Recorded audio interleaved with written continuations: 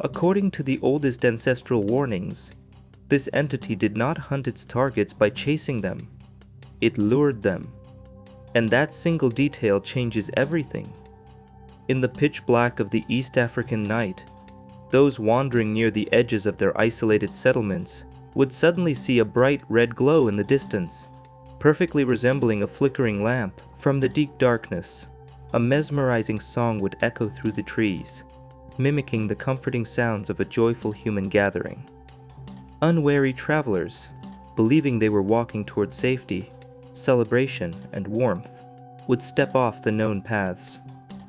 They would follow the glowing light, stepping deeper into the shadows, and they were never seen again. But the most unsettling part is not how it lured them.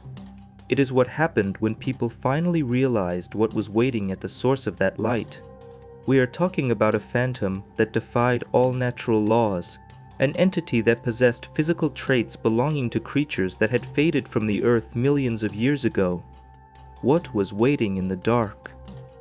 The answer has frustrated scientists, colonial administrators, and brilliant engineers for over a century.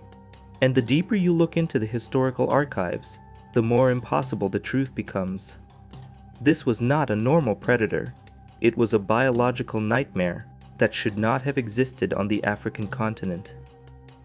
To understand the terror of this phantom, you must understand its impossible shape.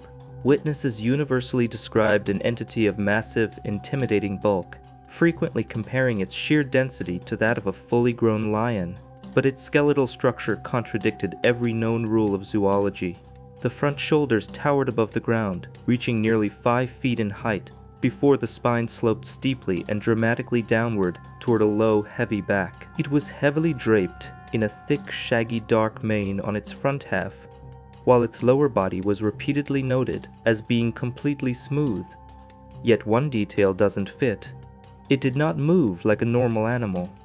When seen at a distance, observers noted a clumsy rolling gait, moving as if it were mounted on ball bearings, but when approached, it would drop to all fours and vanish with a bizarre sideways canter.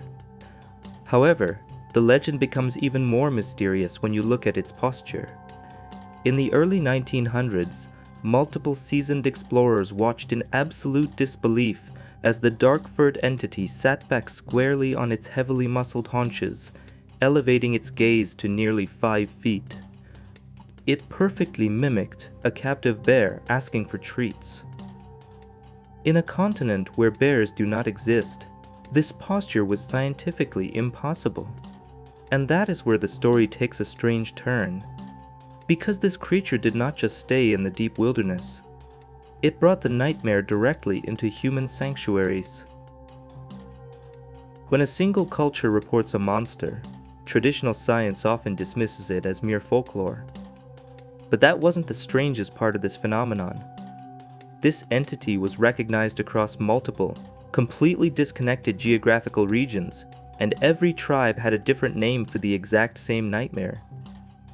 The Nandi people, from whom the creature derives its modern Western moniker, called it the Kerit. To the Kalenjin communities of the Rift Valley, it was known as the Chemosit, a term that translates directly to a demonic or profoundly sinister force. The Lumbwa tribe referred to it as the Gadett. In the extreme northwest of Uganda, game wardens documented identical attacks attributed to a creature known locally as the Nalawal. Most people never hear what happened next. Despite the vast distances separating these communities, the physical descriptions were identical down to the smallest detail. They all described a slope-backed, shaggy predator that operated exclusively in the darkest hours of the night. William Hykins, a pragmatic colonial administrator who investigated these cases, noticed a terrifying pattern. He realized that these were not isolated campfire stories. The linguistic and circumstantial overlap suggested a highly elusive, unrecognized apex predator existing just outside of zoological classification. The stories were real warnings about a very real threat. For generations, the indigenous people of Western Kenya warned of the Kerit, an entity so powerful and agile that it bypassed traditional community defenses entirely. You would assume a creature the size of a lion would strike on the open plains or the forest floor.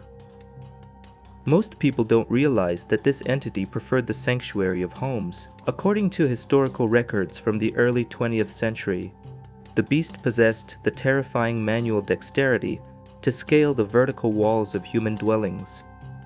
Once elevated, it would use its immense strength to break directly through the woven thatched roofs, dropping silently into the homes of unsuspecting families.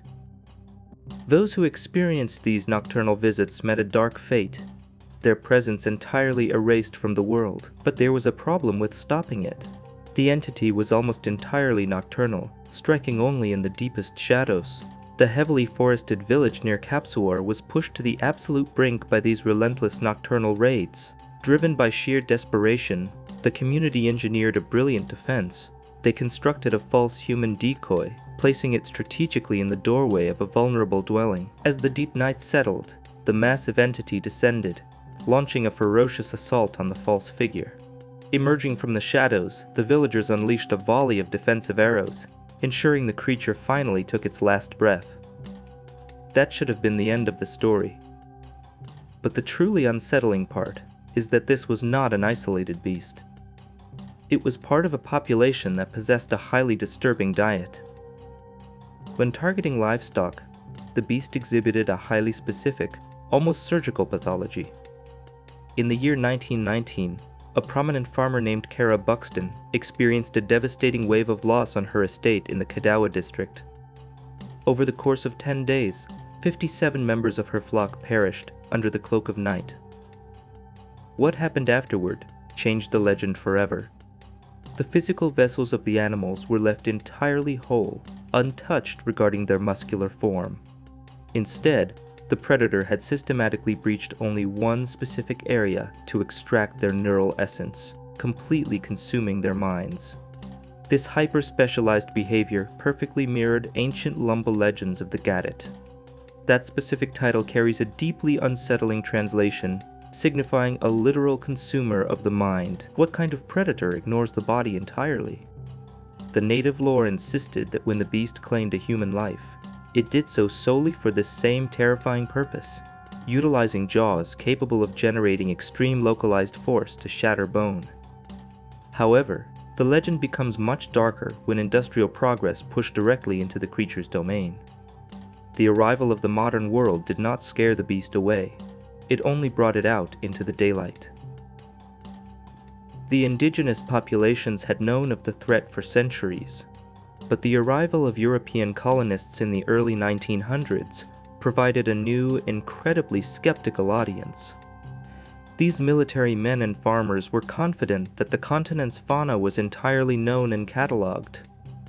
Most people don't realize how quickly that arrogant confidence was shattered. In 1912, a military settler named Major Clement Toulson was alerted by his staff that a large predator was near his estate's kitchen.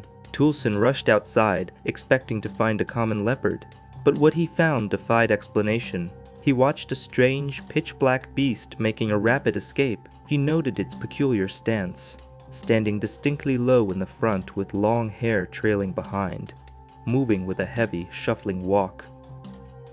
Shortly thereafter, two highly respected colonists, Major Braithwaite and Kenneth Archer, observed what they initially assumed was a lioness. Yet one detail doesn't fit as their eyes adjusted to the shadows. They realized the creature boasted a prominent snout and stood incredibly high at the front shoulders, reaching over 4 feet. Its back sloped steeply and dramatically down toward its hind legs. It broke into a shambling trot, disappearing into the tree line, leaving the experienced outdoorsmen utterly bewildered. Even a seasoned paleontologist named Jeffrey Williams encountered the beast in broad daylight, watching it sit upon its haunches like a captive bear before it vanished into the rocky terrain. The colonial administration tried to dismiss these reports as the panicked exaggerations of isolated farmers. That should have been the end of the story. But a massive construction project was about to force the creature out of the shadows. The sudden environmental disruption caused by the construction of the Magadi railway line triggered a cluster of impossible sightings. In 1913, a pragmatic civil engineer named G.W. Hicks was inspecting the newly laid tracks when he encountered an anomaly. Broadside on the line stood a tawny, shaggy beast with a short neck, a stumpy nose, and incredibly small ears. But that wasn't the strangest part. As the beast fled, it displayed an entirely unique mode of locomotion. Hicks watched in absolute awe as the creature loped away, its front legs articulating normally, while both of its massive hind legs rose and struck the earth simultaneously in a bounding, synchronous rhythm. How could an animal move like that? Around the same time, another colonial administrator, Anois F. Corbett, walked directly into the beast while it was drinking from a stream. He described a reddish-brown creature with a distinct white streak running down its hindquarters. The truly unsettling part comes later. Physical traces finally emerged from the mud of the railway construction.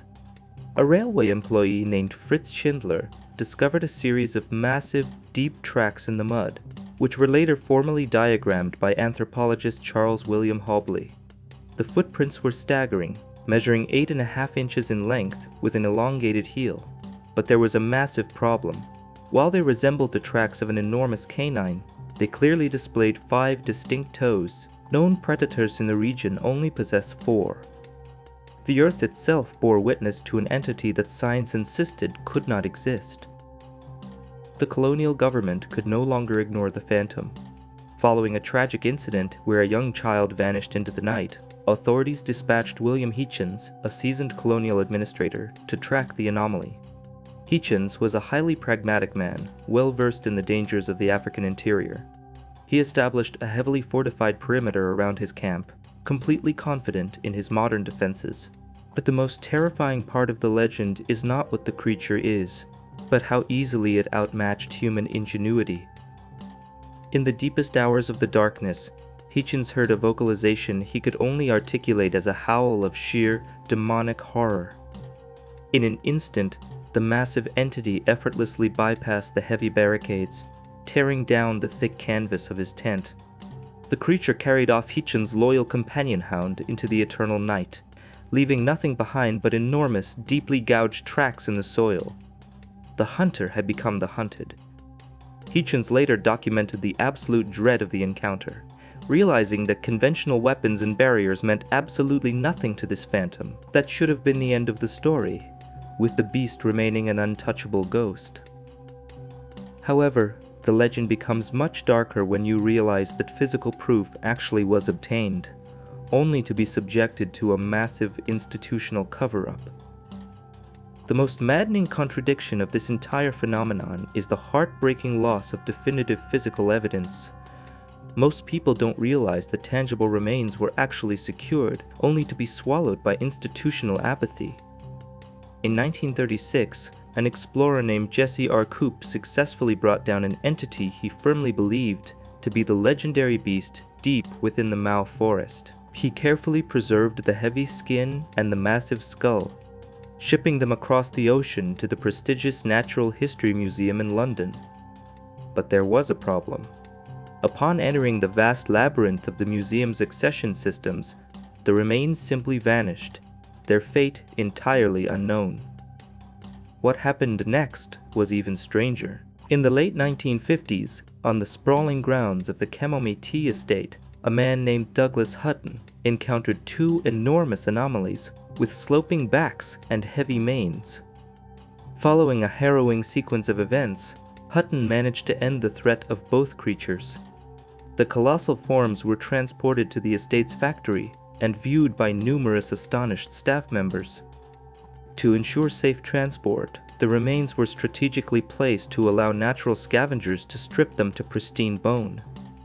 The complete skeletal remains, along with detailed photographs and tracks, were dispatched to the Corendon Museum in Nairobi. Curators offered a fleeting classification, labeling them as an entirely unknown species of giant forest hyena. And then, history repeated itself. The skeletons, the photographs, and all corresponding data were absorbed into the museum's massive vaults, never to be formally described, exhibited, or seen by the public again. The physical reality was effectively erased from the public record. This institutional silence forced scientists to look to the distant past for answers. Faced with highly consistent historical reports and the frustrating absence of skeletal proof, the brightest minds in zoology have proposed theories that shatter our understanding of natural history. One theory suggests the creature was a surviving representative of the Chalicotheriidae, ancient beasts with long forelimbs, significantly shorter hindlimbs, and massive hook-like claws. This theory perfectly explains the towering front shoulders, the clumsy gait, and the bizarre ability to sit upon its haunches. Even the brilliant paleoanthropologist Louis Leakey voiced support for this concept, noting the astonishing biomechanical similarities between the fossil records and the eyewitness reports. However, the legend becomes even more mysterious when you realize one critical flaw. Chalicotheres were peaceful browsers of vegetation, while the beast of the highlands was unequivocally a devastating hypercarnivore. To address the creature's alarming manual dexterity and arboreal agility, pioneering researcher Bernard Heuvelmans proposed the giant baboon paradigm. He theorized the existence of a massive terrestrial primate, perhaps a surviving relative of the Pleistocene epoch known as Dinopithecus. A giant baboon would possess the hands required to scale dwellings, a thick shoulder mane, and the ability to seamlessly transition to an intimidating upright, bipedal stance. But that wasn't the strangest theory. The most biologically plausible identity belongs to those who view the creature as an ancient scavenger that refused to fade away. Researchers like Carl Schuker have posited that the entity was a relict population of the giant short-faced hyena, an apex predator known to science as Pachycrocuta. This ultimate scavenger possessed a heavily sloped back, a thick mane, and an incredibly massive skull engineered specifically for the localized crushing of heavy bone. This identity perfectly aligns with the devastating, mind-consuming pathology witnessed during the livestock raids. Could a lineage of prehistoric giant hyenas have survived deep within the Kenyan forests, isolated from the march of time? As the 20th century progressed, the vast, unbroken tracts of highland forest were systematically dismantled.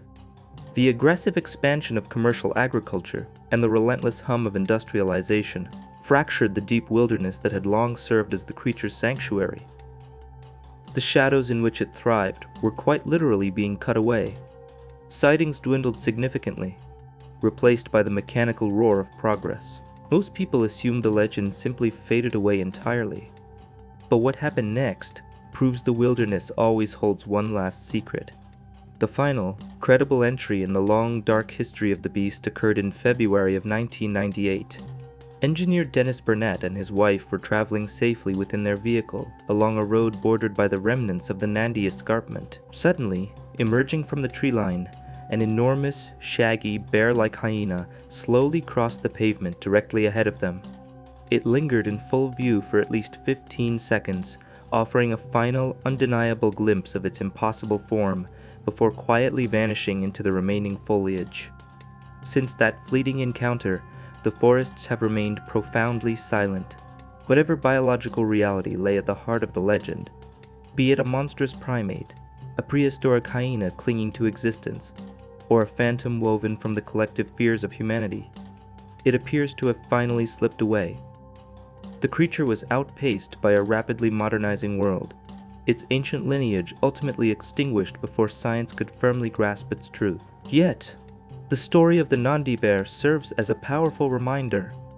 It reminds us of an era when the maps were incomplete, when the deep woods held terrifying secrets, and when humanity was forced to share the night with something vastly stronger, infinitely stranger, and utterly untamed.